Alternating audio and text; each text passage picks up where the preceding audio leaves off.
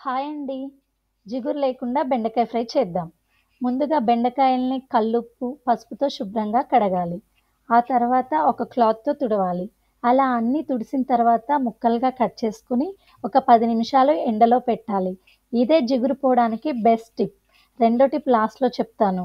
ఆ తర్వాత ఎండిన ముక్కల్ని మనం రోజు చేసుకునే కర్రీలాగే కొంచెం ఆయిల్ వేసుకొని అందులో పల్లీలు వేసి ఫ్రై అయ్యాక తీసి పక్కన పెట్టాలి.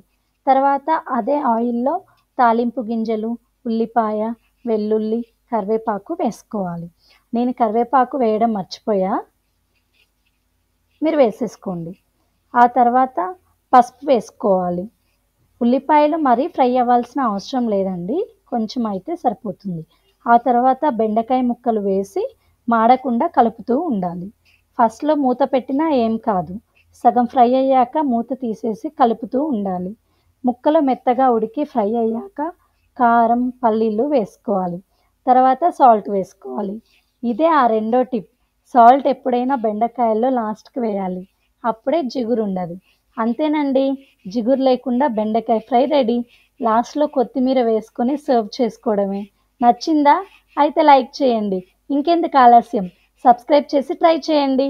బాయ్.